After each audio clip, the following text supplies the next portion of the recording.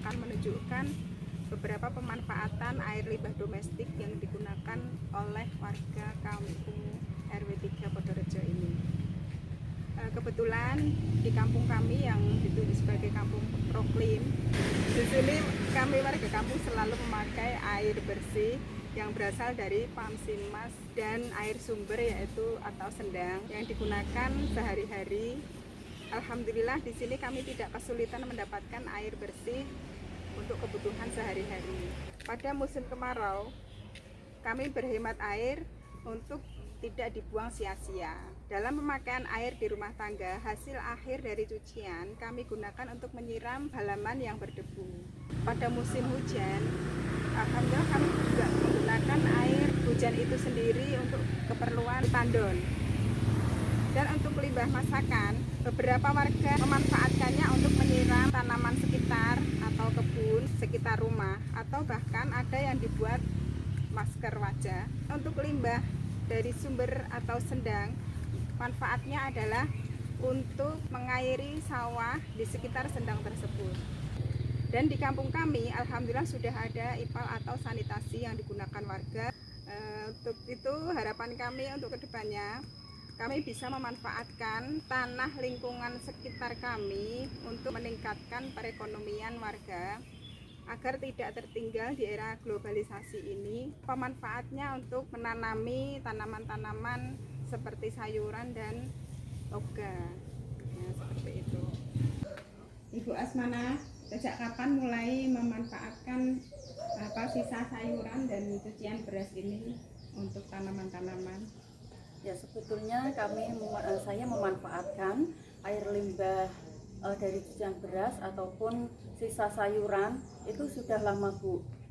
Sejak kepedulian kami sebenarnya sudah lama. Daripada kita buang, saya berinisiatif untuk memanfaatkannya untuk menyiram tanaman supaya subur. Kemudian untuk sayuran organik itu dimanfaatkan untuk apa ya? Sisa-sisa sayuran. Oh, kalau sayuran untuk organik, sisa sayuran itu saya manfaatkan untuk pembuatan composting untuk pemupukan tanaman di sekitar rumah saya.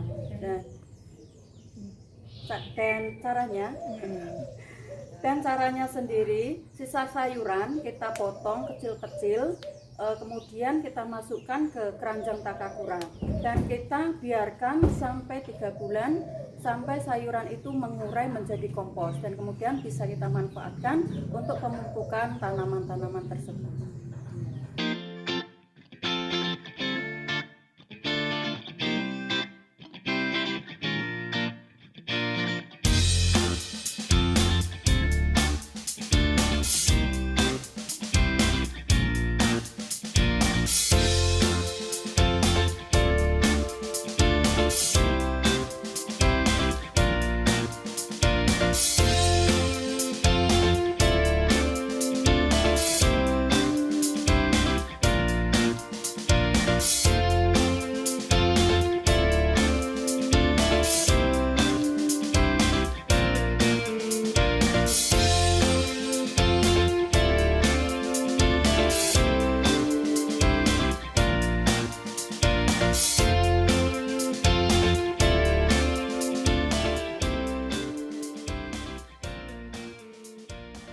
Teman-teman, inilah pemanfaatan air limbah dari cucian beras dan yang akan dijadikan untuk masker wajah. Sejak kapan mulai menggunakan masker, Bu Tun? Saya itu terinspirasi menggunakan masker dari air cucian beras itu sekitar 1 bulanan gitulah, Bu. Ya, alhamdulillah. Apa manfaat dari masker limbah dari cucian beras itu sendiri? Ya, manfaatnya itu di muka itu terasa lebih kenyang, kencang, ya glowing. Tapi itu juga secara alami, nggak mengandung merkuri. Ya, begitulah. Cara mengolah limbah menjadi masker itu bagaimana awalnya? Awalnya itu pertama itu cucian beras yang paling pertama itu saya tuang, kemudian saya diamkan kurang lebih 2 sampai 3 jam. kemudian saya tuang lagi air yang paling atas, saya ambil endapannya, kemudian saya pakaikan di wajah.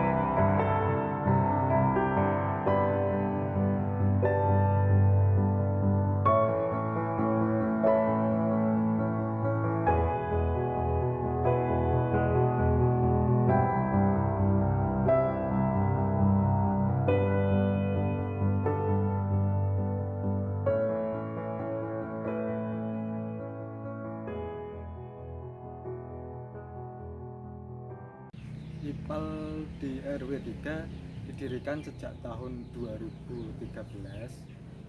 Kurang lebih sampai saat ini pengguna IPAL itu mencapai 300 rumah atau 300 kakak di lingkungan RW 3 itu sendiri. Pengelolaan IPAL itu sendiri, setiap warga nantinya akan dikenakan iuran atau kas IPAL untuk nantinya digunakan untuk perawatan atau untuk pemeliharaan saluran IPAL itu sendiri. Untuk pengolahan air limbah itu sendiri, dari warga semua masuk ke saluran sanitasi atau IPAL yang nantinya ada beberapa tangki di saluran IPAL itu sendiri, di bak tandon IPAL itu sendiri. Dan bak tandon itu memiliki fungsinya masing-masing. Fungsinya adalah untuk menyaring air limbah yang dihasilkan oleh warga, nantinya akan disaring oleh bak-bak yang ada di instalasi IPAL itu sendiri. Nanti keluar lagi hasilnya adalah air bersih yang disalurkan di persawahan atau untuk menyirami tanaman atau yang lainnya.